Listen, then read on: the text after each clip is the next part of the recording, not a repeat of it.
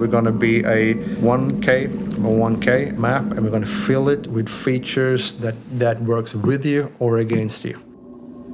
We cannot script it down to the last nut and bolt. It has to be kept to a certain amount flexible to encourage the player to have emergent gameplay come to the fore.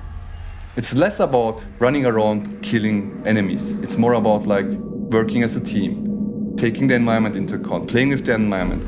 It's really about tactical gameplay.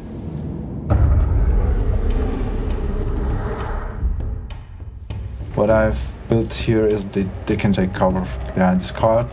Now we have this window, so that means if the team members are sitting here, they can open up the shutters and then try to shoot you. So there's a ladder that you can climb up and then try to really run around here so that you can also enter this building and then try to kill the enemy. Everything has to make sense. So let's say if you see a door or a gap where you can jump through in a distance, there is definitely a challenge behind it or in front of it.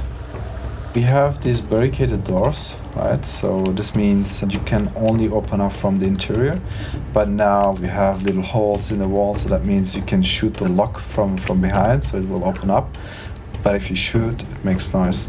Or what you can do is actually you can try to explore the world and then get this sledgehammer or a wooden axe and then try to break through it.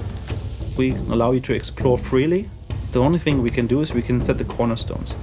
We can give you variables, and then depending on how you change them, other things will be affected by it. It's a very sandbox environment. It's very dynamic.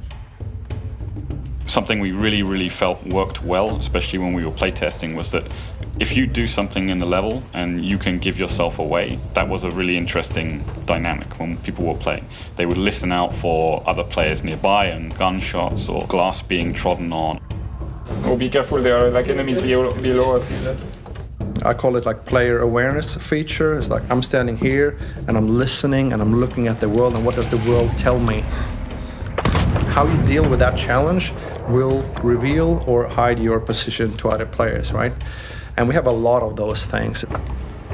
Once you open up this gate, you will see all the ravens actually take off. So this already gives a clue to guys inside here. So we'll see all the ravens just flying away, and they also make noise. And then we have these caged dogs. They will start barking. This means there are definitely someone there that can come and kill us. We don't have these scripted events, jump scare moments. So it can happen that you open up a door and there is a zombie behind it, and then it attacks you. And the next one, you open up the door, there's no one inside. It won't be played the same way twice. The things are randomized. We randomize the clue positions, we randomize target positions. The AI combinations will be different. The location of the AI spawns will be different. We have a lot of situations where we don't want players to be able to see what's necessarily around the corner. We want them to slow down and think what's to come, what AI, what monster is in that building and whatnot. If you enter a room, you try to not show everything at once, because you can then immediately see if there's something in it or not. So we put cloth in between, we put broken furniture and rubble piles in the corners to create as much mystery as possible. What made this company is open world, sandbox. You're walking around in a cool environment and you're approaching compounds, and you're doing this in Crysis, right? And if you take a look at Hunt, you are in an open world, in a sandbox world. You're moving around compounds, you're trying to infiltrate them, you have some special powers and stuff like this. A lot of gunplay, first-person shooter. This is why we're doing this game too. I'm playing in the strength of what we know.